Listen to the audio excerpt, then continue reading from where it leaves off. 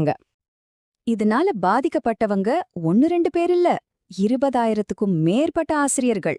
ஆமாங்க, 2009க்கு அப்புறம் வேலைக்கு சேர்ந்தவங்க, ஏன் 2014ல டெட் தேர்வு எழுதி பாஸ் பண்ணவங்க உட்பட இத்தனை பேர் பாதிக்கப்பட்டிருக்காங்கன்னு இந்த நோட்டீஸ் சொல்லுது. சரி, வித்தியாசம் வித்தியாசம் சொல்றோமே, உண்மையில அந்த வித்தியாசம் எவ்ளோ பெருசு? வாங்க நம்பர்ஸ் வச்சு இத பார்க்கலாம்.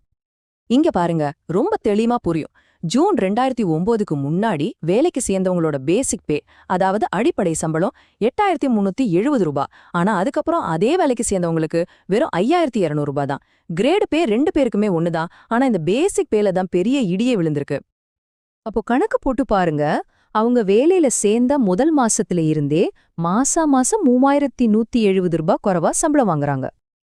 இந்த டாக்குமெண்ட்ல சொல்ற மாதிரி இந்த சம்பள வித்தியாசம் வெறும் பணப்பிரச்சனை மட்டுமில்ல, ஒரே வேலையை செய்யறவங்களுக்கு மத்தியில ஒரு பெரிய நிதி நெருக்கடியையும் மன உளைச்சலையும் உருவாக்குது. யோசிச்சு பாருங்க, ஒரு டீச்சரோட மனநிலை சரியில்லைன்னா அது கிளாஸ் ரூம்ல இருக்கிற குழந்தைங்களை எவ்ளோ பாதிக்கும் இல்லையா? சரி, இவ்வளவு பெரிய அநீதி நடக்கும்போது பாதிக்கப்பட்ட ஆசிரியர்கள் சும்மா இருந்தாங்களா? அவங்க என்ன செஞ்சாங்க? அவங்களோட போராட்டம் முழுக்க ஒரே ஒரு விஷயத்த மையமா வச்சுதான் நடந்தது. ரொம்ப சிம்பிளான ஆனா ரொம்ப சக்தி வாய்ந்த ஒரு கொள்கை: சம வேலைக்கு சம ஊதியம். அவங்களோட போராட்டம் பல வருஷங்களா நீடிச்சிட்டு இருக்கு. இந்த நோட்டீஸ படி பாத்தீங்கன்னா 2009ல இந்த பிரச்சனை ஆரம்பிக்குது. 2014ல டெட் பாஸ் பண்ண டீச்சர்ஸையும் இதே குறைஞ்ச சம்பளத்துல நியமிக்கிறாங்க. நிலைமை ரொம்ப மோசமாக 2018ல 8 நாள் உண்ணாவிரத போராட்டமே நடத்துறாங்க. இன்னைக்கு வரைக்கும் அவங்களோட போராட்டம் தொடர்ந்துட்டு தான் இருக்கு. ஒரு தீர்வு கேட்டு இந்த டீச்சர்ஸ் அசோசியேஷனும் பாதிக்கப்பட்ட ஆசிரியர்களும் செய்யாத போராட்டமே இல்ல. ஆர்ப்பாட்டங்கள், பெரிய பெரிய பேரணிகள், உண்ணாவிரத போராட்டங்கள், அரசாங்க அதிகாரிகள் கிட்ட நேரடியா போய் மனு கொடுக்கறதுன்னு பல வழிகள்ல போராடி பார்த்திருக்காங்க. இத்தனை போராட்டங்களுக்கு பிறகும் நாம இப்போ இருக்கிற நிலைமைக்கு வர்றோம். இன்னைக்கும் அந்த முக்கிய பிரச்சனைக்கு தீர்வு காணப்படாம அப்படியே தான் இருக்கு. ஆக மொத்தம் இங்க இருக்கிற முரண்பாடு இதுதான்.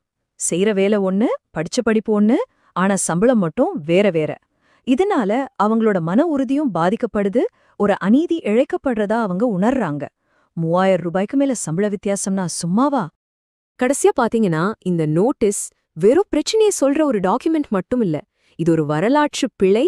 இத அரசாங்க சரி செய்யணும்னு அவங்க வைக்கிற ஒரு கோரிக்கை, ஒரு வேண்டுகோள். அப்போ ஒரு கேள்வி நம்ம முன்னாடி நிக்குது. ஒரு தசாப்தத்துக்கும் மேல நீடிக்கிற இந்த சம்பள முரண்பாட்டுக்கு எப்போதான் ஒரு தீர்வு கிடைக்கும்? அர்ப்பணிப்போடு பாடம் சொல்லிக் கொடுக்கிற அந்த ஆயிரக்கணக்கான ஆசிரியர்களோட வாழ்க்கையில விடிவு எப்போ பறக்கும்?